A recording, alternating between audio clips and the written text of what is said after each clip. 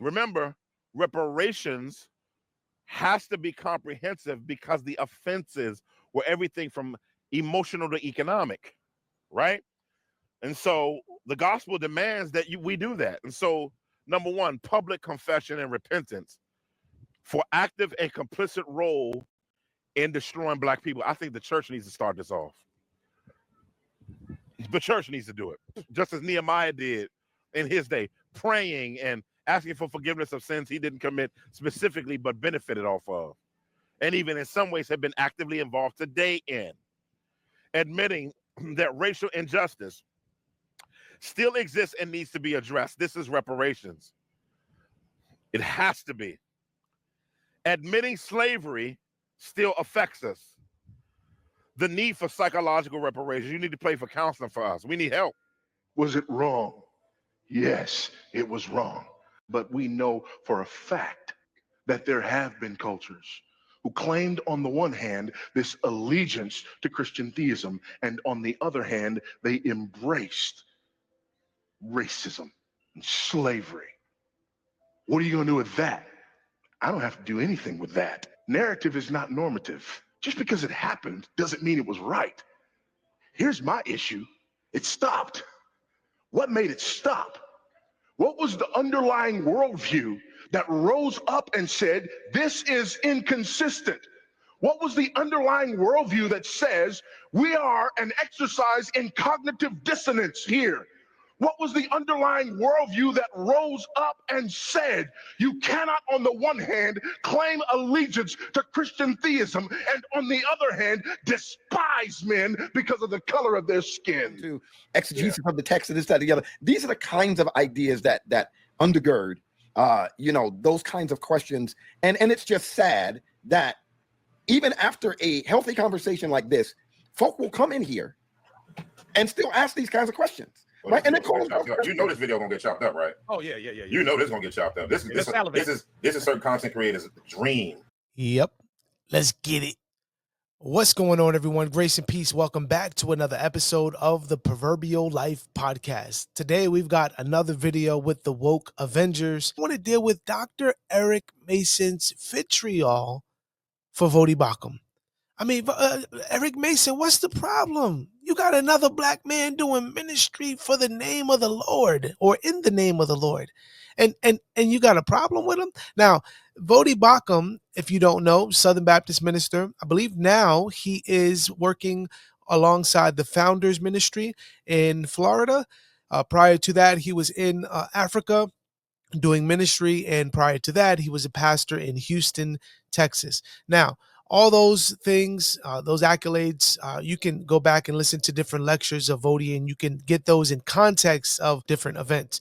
But when you listen to Eric Mason explain his problem with Dr. Vodi Bakum, you're left scratching your head and wondering, do you dislike him because you're jealous or envious?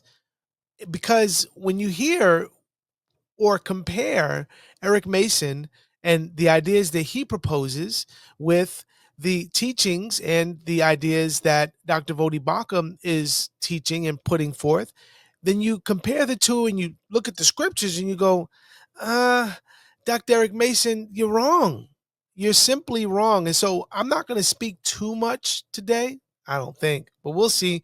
But I want you to hear some clips as well. All right. So we're going to listen to some clips now. I'm going to show you where Dr. Eric Mason himself speaks against Vodi Bakum and says why he's such a problem. I want you to think about that.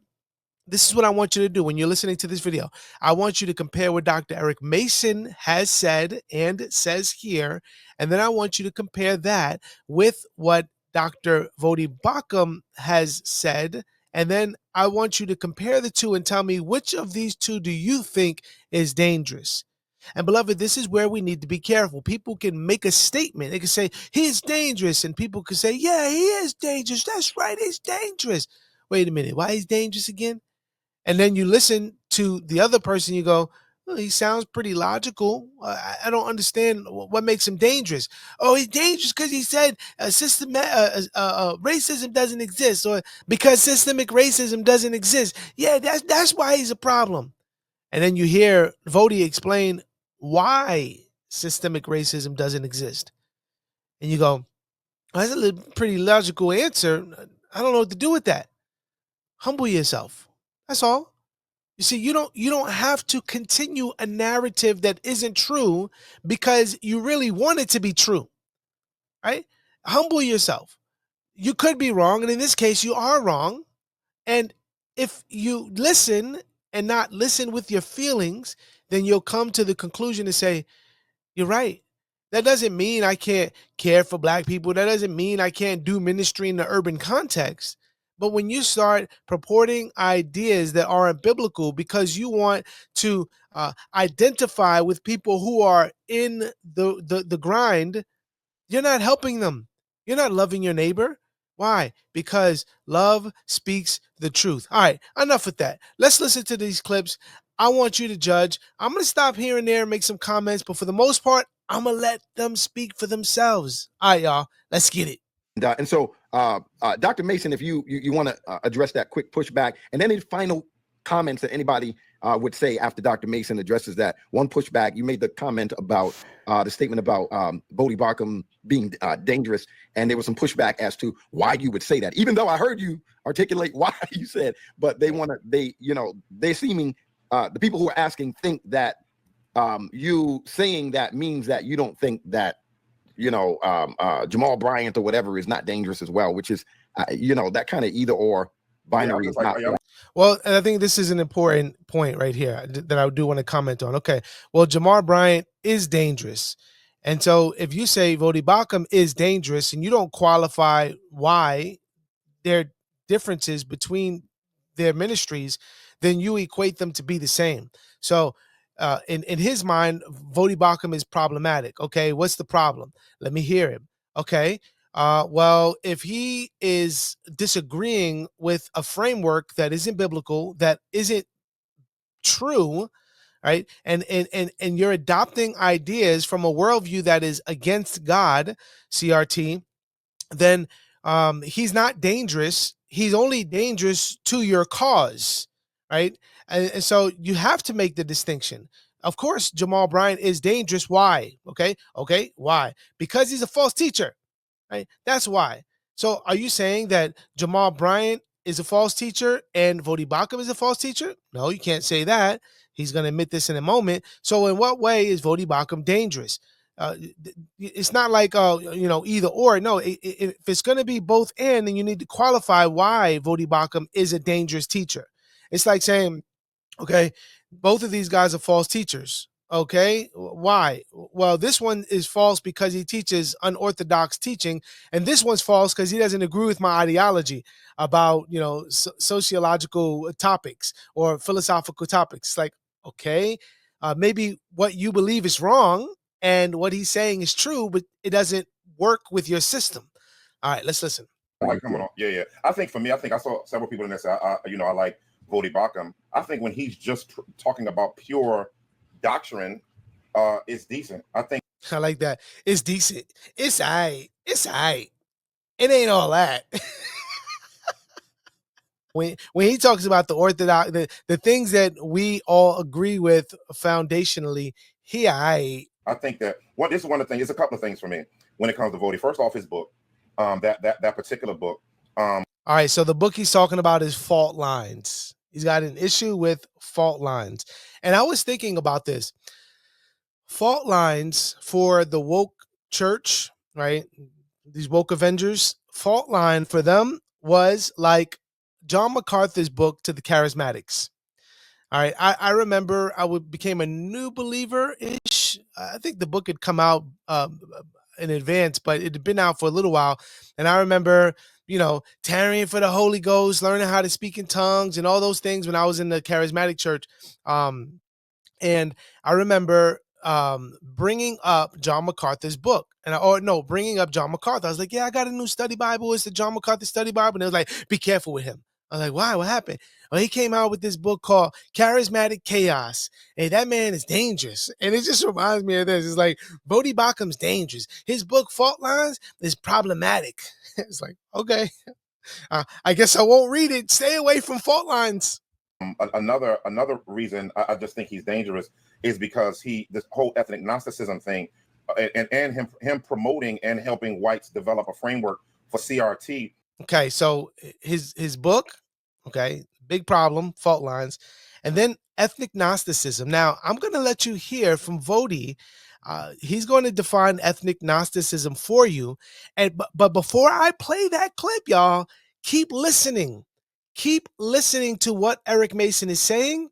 Listen to the words that he's using. Okay, he just said that this book, the thinking or the teaching of Vodi Bakum when it comes to ethnic Gnosticism is helping white people develop a framework for CRT. And it gives white people, he's going to go on to say, a scapegoat not to deal with actual issues with what we need to do. Okay, now he's going to say that. But what does that mean? Right? Like white people as scapegoat to do what we need to do? Listen up. Gave whites a scapegoat to not deal with the actual issues that have to do with what we need to do. Jesus, what are the issues? And he uses this verse often out of context. Listen up. Says you tithe mint, cumin, and dill, but you lack the weightier matters of the law. You know, one of those things is justice. Okay, so Jesus was definitely speaking to white people about lacking justice. No, he was speaking to the religious leaders who were taking advantage of people, and they lacked mercy and compassion and justice.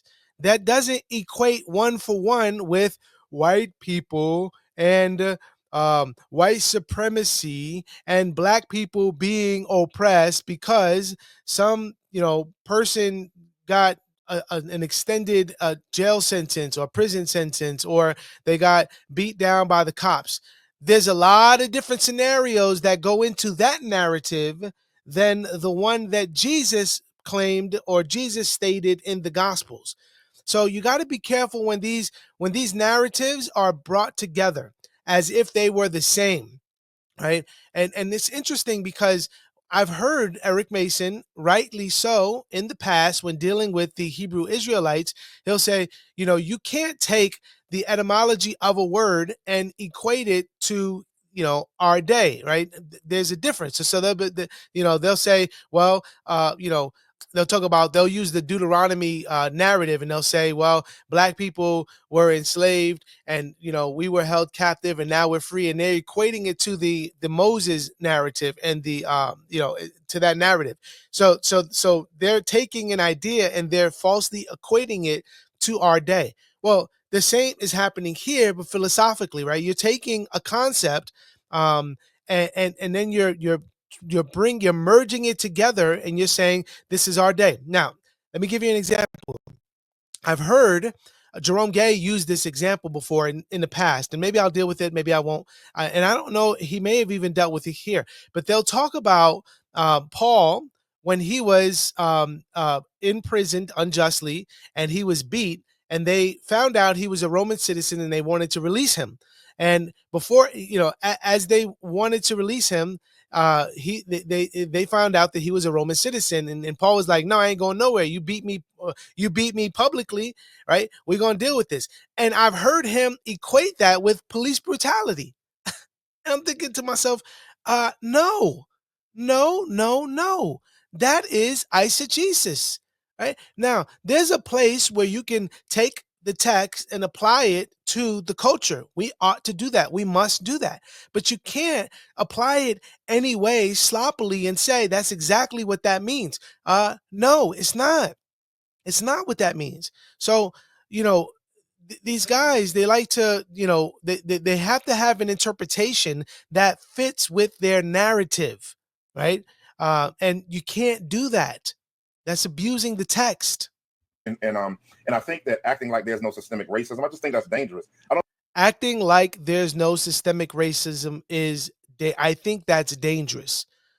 Why is that dangerous? To who is it dangerous? Right? Why is it dangerous for black people to believe that systemic racism is true? Or is it dangerous for white people? Is it dangerous for us, the people of color, that white people would have us think that it's not true? right? So is it dangerous for black people that systemic racism doesn't exist? Okay, quotation marks, because you don't believe it does. It doesn't exist. Is that dangerous for black and brown people, or is it dangerous for white people? Who is it dangerous for? Why is it dangerous? Why do you think it's dangerous? Right? Is it true? Because it doesn't matter how you feel or how you think it could be dangerous. We need to first solve the problem. Is it true? Is there a truth in there being systemic racism? I don't think we're running around here blaming white people for everything. You're not blaming white people for everything. Man, boy, it sure sounds like it. It sure sounds like it. You know what? I'm going to play a clip right here. Y'all listen to this. Listen to this and tell me this kind of thinking, this kind of ideology doesn't lend itself to blaming white people for everything. Remember, reparations has to be comprehensive because the offenses were everything from emotional to economic, right? And so the gospel demands that we do that. And so, number one, public confession and repentance for active and complicit role in destroying black people. I think the church needs to start this off.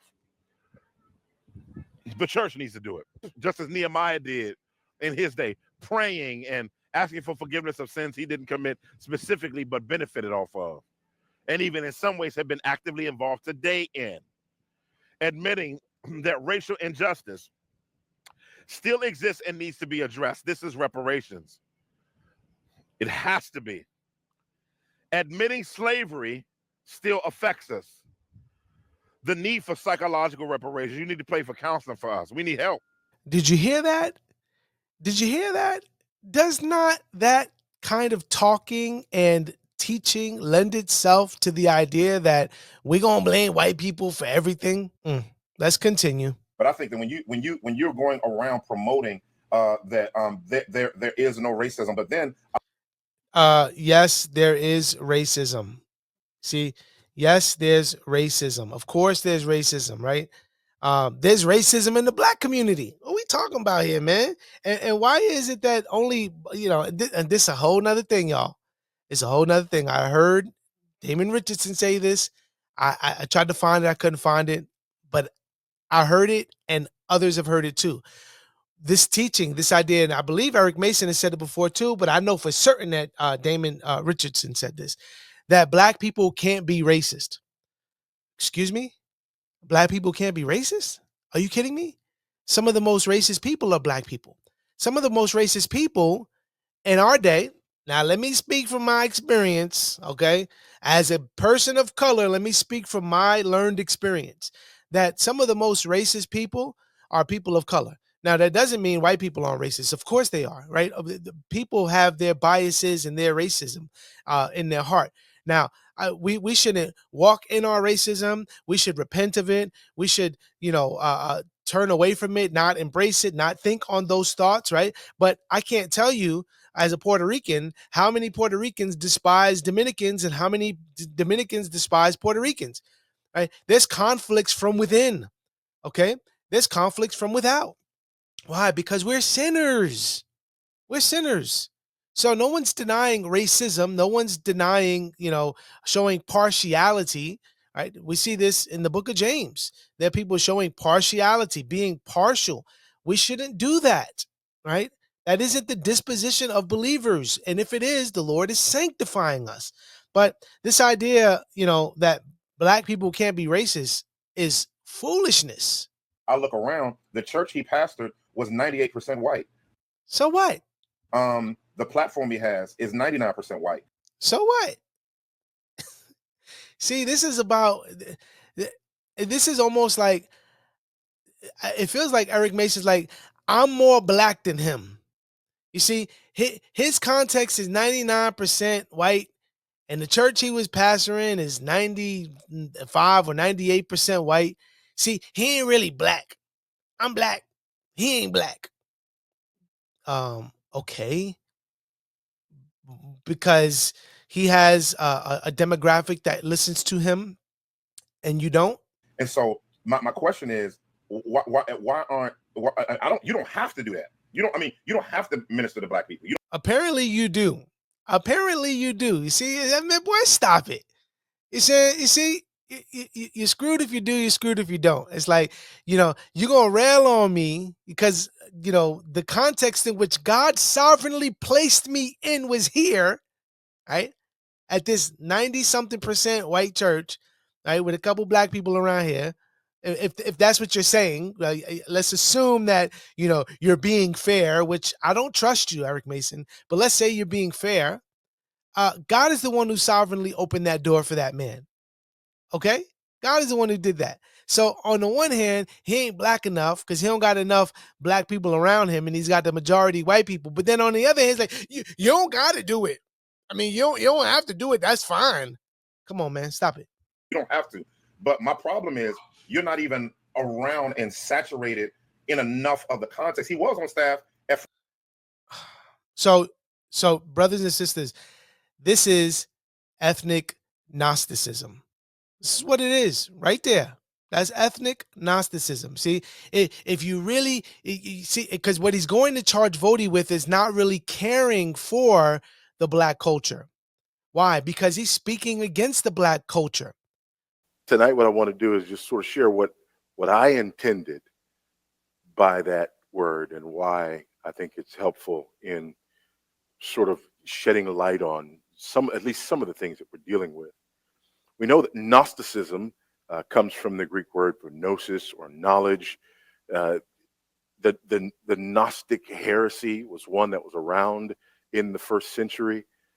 Gnosticism is about a special knowledge. It's about immediate knowledge. And when I say immediate knowledge, I don't mean right now knowledge.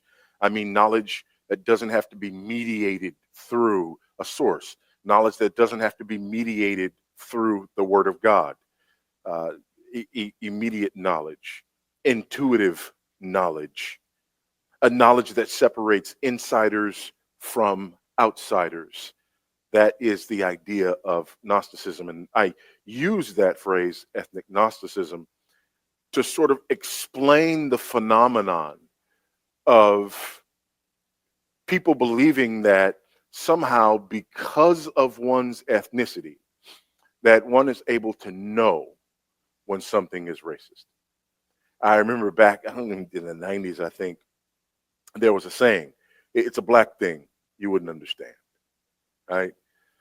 And the idea is that, if I go to a restaurant and I sit down at the restaurant and somebody looks at me a certain way, or if I'm shopping in a store and the clerk looks at me a certain way, or if I'm pulled over by a police officer and the police officer addresses me in a certain way, I know when it's racism. And you can't tell me it's not. And even if you do or say something to me, I know if it's racism and you can't tell me it's not. And in fact, if you do something or say something to me and I know that it's racism, and then you come back and say, well, no, that's not what I meant. That's just your privilege speaking. Because according to the concept of white privilege, you don't know what you don't know. How about that? You don't know what you don't know, but I do. That's ethnic Gnosticism.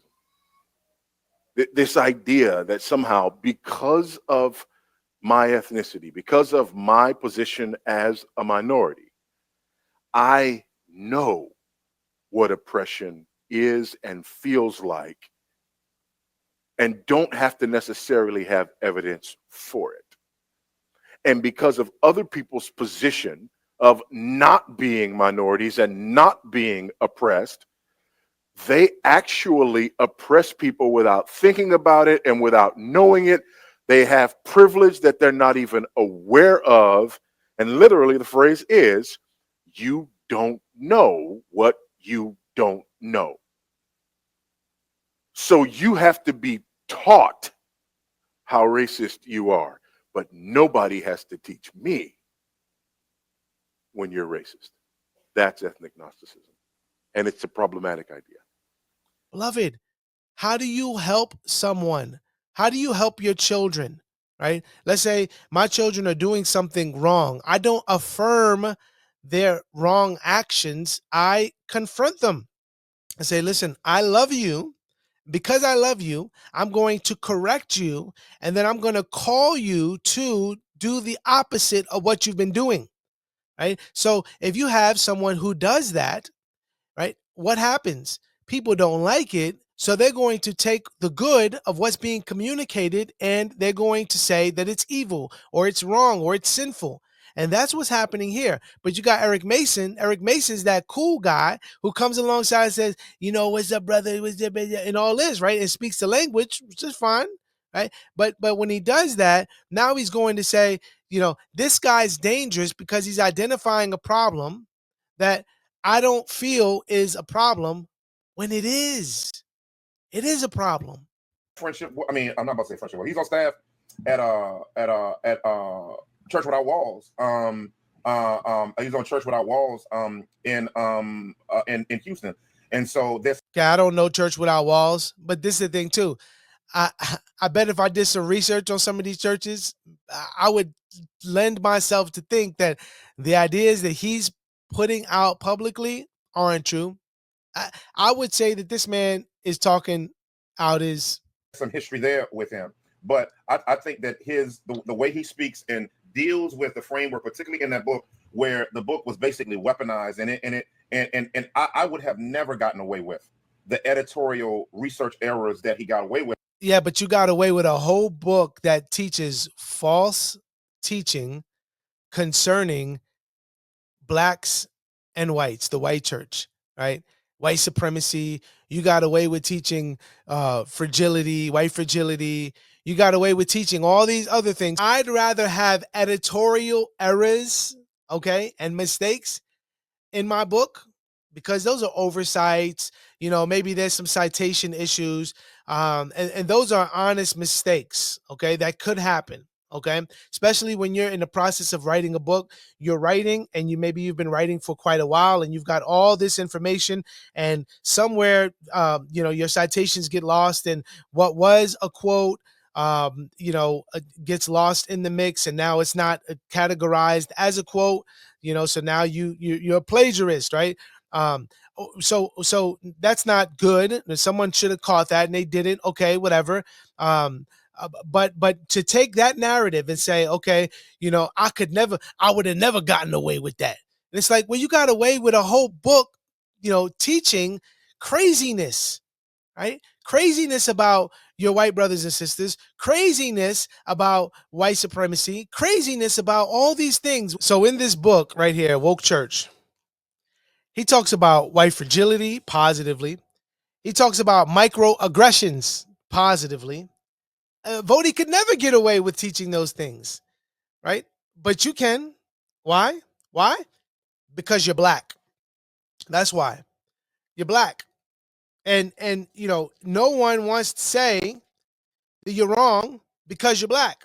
Why? Because the overemphasis on racism and white supremacy, so that if Ligon Duncan, who's one of the contributors to this book, speaks against what you say, he's gonna say, see, that's what I'm talking about right there. That's white fragility. That's white supremacy.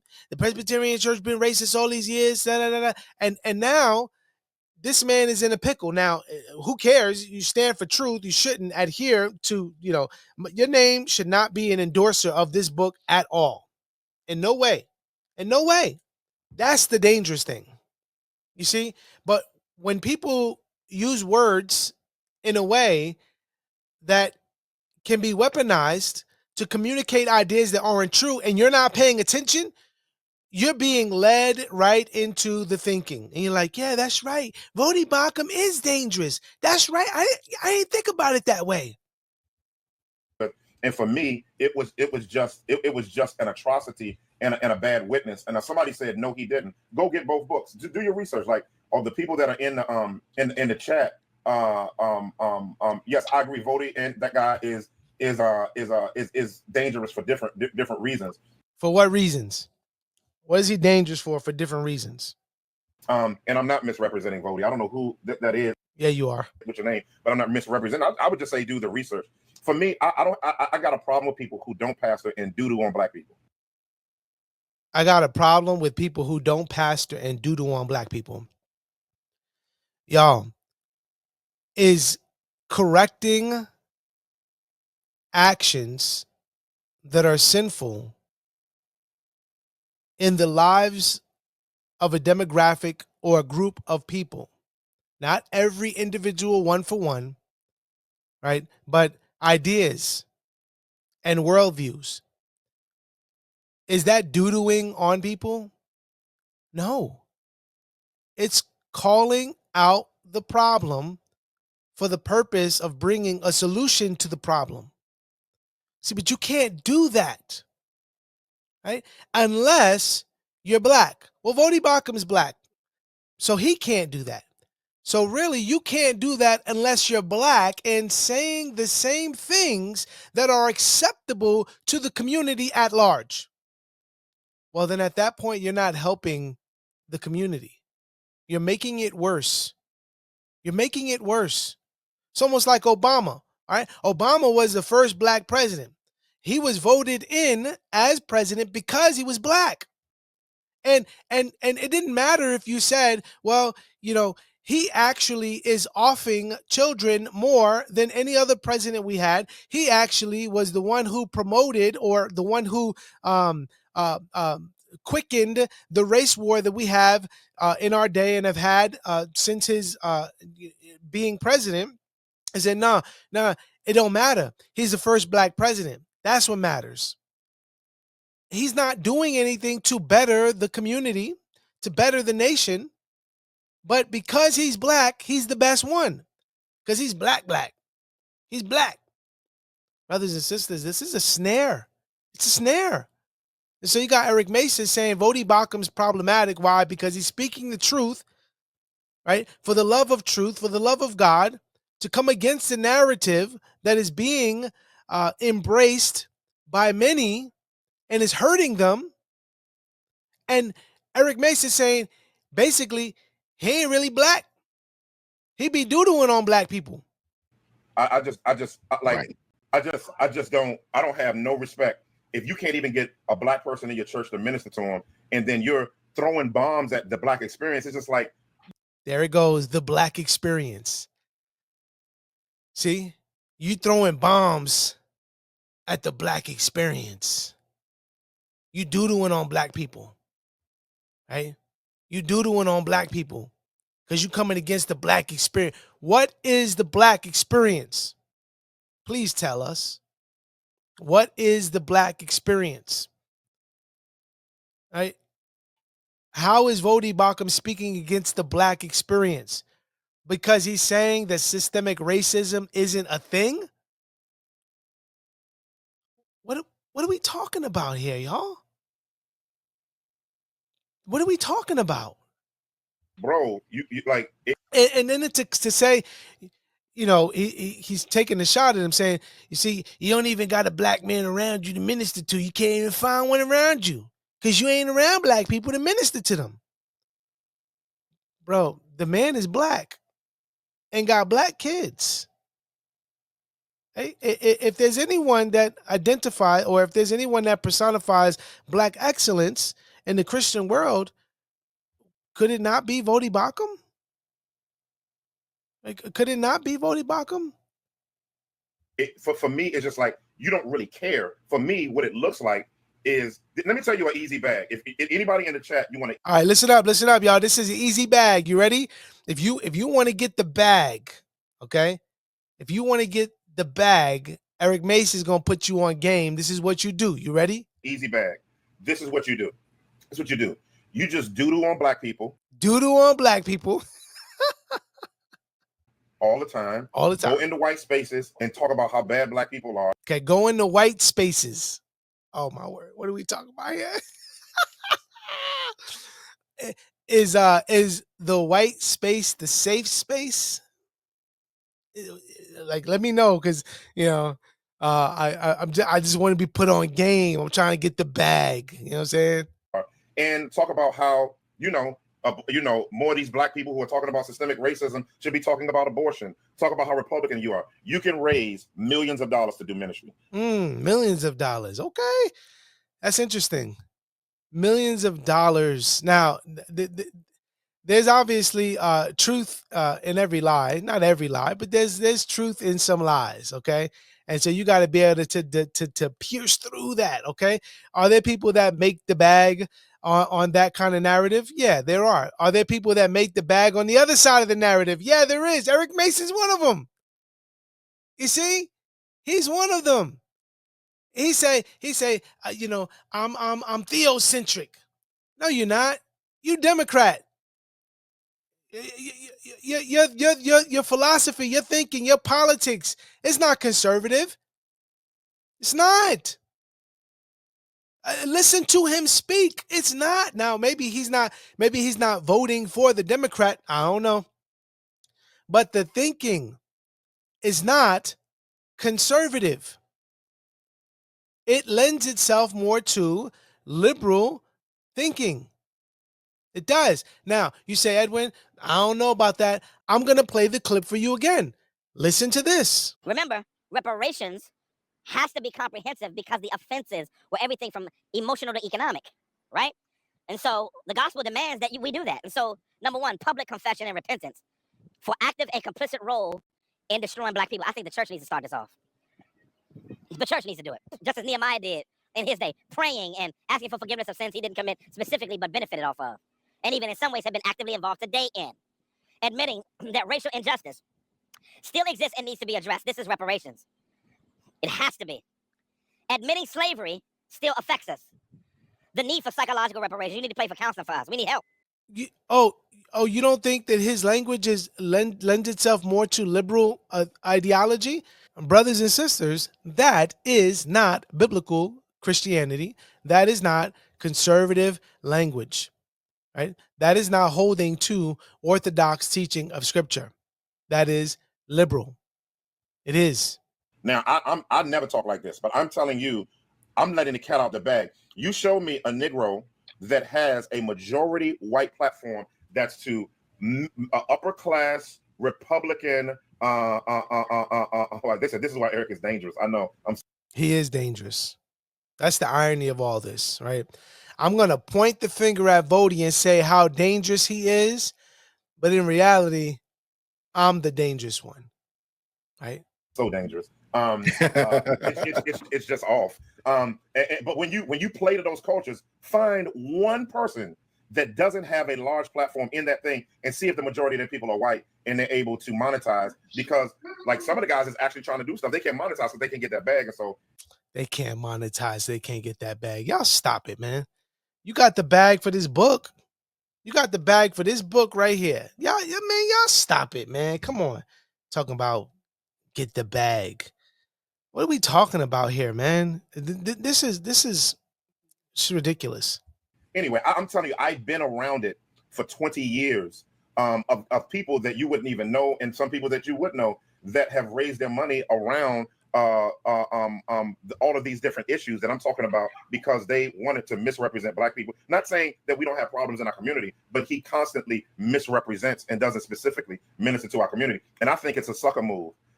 Sucker move, punk move. Talk trash about the black community and don't do anything for it. I think it's a punk move. A sucker move is unbiblical. And again, I think we got to be more comprehensive and compassionate. Compassionate? What are we talking about here? If you bring correction and you bring the truth of Scripture to bear witness against the conscience, that's not being compassionate. It's for the love of God and the love of man that we speak the truth. I don't hear any compassion for what black people are experiencing. What are black people experiencing? What are black people experiencing? You talk about the abortion rate. All right, who's the one that's having sex outside of marriage? Whose fault is that? Who's the one that's not graduating high school? Whose fault is that? It's the white man's fault? Somebody gonna ask me when I'm talking about black issues, they're gonna ask me, what about Palestine? I'm like, what? I said, if somebody gets raped and I'm talking about that person getting raped, and you say to me, well, why didn't you talk about this other issue? No, I'm talking about this person. You can't tell me what issue I need to emphasize. Okay, so then you're gonna hold Vody to the standard of not emphasizing on the black culture, the black experience. If God gives me a biblical burden for an issue to minister to it, then I'm going to do that. And so it's disappointing. I mean, but anybody in the chat, y'all can like who y'all like, but that's where I am on Vody Baca. All right, well, folks, there you have it. There you have it. Eric Mason does not like Vody Bakum. He despises him. He does. He does. He said, I don't despise him. I don't hate him, but yeah, I just don't like him. Okay, well, okay. All right. Well, listen, y'all. I want to play one more clip. We're going to close. When you listen to this clip, y'all, when you listen to this clip, you let me know, by way of comparison, what you heard from Eric Mason and what you hear from Vody Bakum. And you tell me which one is the dangerous one, okay? Because we have to make judgments based off objective truth, not our feelings, not our emotions, not on, that's my man's in them, right? On the truth. That's what we have to base anything we hear off of, the objective truth, okay? Now, I want you to compare the two, right? Right? Eric Mason says Vody Bakum be doodling on black people. Okay. Is speaking the truth to a problem doodling on someone? Or is it, pruning for the purpose of growth? All right. I'm going to play this clip here. I'll be back one more time to say goodbye. But y'all make sure you leave a like and a comment below and let me know what you think based off of these issues. Okay. The next clip I'm going to play of Vody Bakum being asked about systemic racism. Okay. I want you to listen to that. And then I'm going to come back and close the podcast. All right. So listen up. From your perspective, is racism in America systemic? And if so, No. Okay. Next question. The category, before you even go past that, the category of systemic racism is a category of CRT. Systemic racism, the concept of systemic racism is based on the assumptions of the Marxist oppressor-oppressed categories. It's based on the assumptions of the establishment of hegemonic power, and it's based on the assumptions of equity versus equality, okay? So categorically, I reject systemic racism. Categorically, okay? Even if you want to talk about it from the standpoint of right, systemic, institutional, whatever, even if you want to look at that from a historic perspective, and you can say that, there used to be laws, and we knew what those laws were, right? That's why you get the Civil Rights Act, the Voting Rights Act. By the way, that's why you get the 13th Amendment, the 14th Amendment, right? We got those because we recognized that there were these structures and these laws, right? But the people who are arguing for systemic racism today, they're not pointing to laws. They're not saying, hey, there's a law that prohibits black people from ... because there are none. They don't exist. So when people say that today, what they mean is there are inequities, and the way you explain inequity is racism. At the group level. At the group level. Right. And that's CRT. Yeah. And that's not to say that individuals may experience unfair treatment. Absolutely. Right. Absolutely. But it's all swept up into group dynamic. Yes. Yeah. And the other thing that it does too is it says that I can't be a racist. Some of the staunchest racists I know, members of my family. I grew up like not liking white folks, not trusting, not liking, I had racist attitudes. When I was a senior in college, I was a student at Rice University, and my senior year I transferred, which don't do that.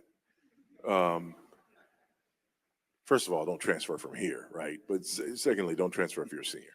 That was but I was playing football there. I started preaching when I was a junior, and hello, all right. I was getting a lot of opportunities to go and speak at different places, mainly because I was a football player and people knew my name, right? But having grown up in a Buddhist family, never heard the gospel till my first year in college, I was just convicted that I didn't know enough. So I transferred my senior year and I went to Houston Baptist University. And it was crazy. I went from a guy who's, contemplating a career in the NFL to being a guy who's now at a university where I don't even have a scholarship anymore. And I had to figure out how to pay for school. I'd gotten married. We had our first baby 10 months after we got married because we were efficient. And so now here I am. I'm a senior. I've got a wife. I've got a daughter, and I've got to pay for school. It was crazy.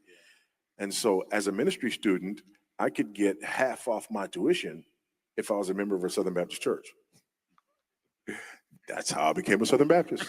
But when they told me that, I asked them, not where is a Southern Baptist church? I asked where a Black Southern Baptist church was, because I was a racist. And I only wanted a church that was a Black church. By the way, nobody flinched at that. But if a white student in my same situation had said, where's a white Southern Baptist church, they probably would have been brought in for disciplinary action. But not for me. I didn't want to go to church with white people, and that was not considered racist. So there's so many problems, even just with the way we categorize this. But I'm sorry, I stopped you with that question. Systemic racism. No, that's your answering. Okay, all right, yeah. Yeah, because No. all right, good. All right, y'all. So you heard that segment. Let me know what you think. Leave a comment below.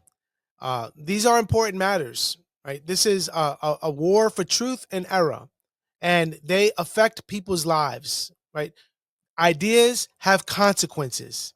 And so what is it that we believe, and what is it that we're teaching others to believe? Because one day we will be held accountable before a thrice holy God. All right, y'all. That's all for today. This is The Proverbial Life, a podcast where we encourage Christians to look to Christ, live wisely, and leave a legacy behind for generations to follow. Till next time, grace and peace. Look to Christ.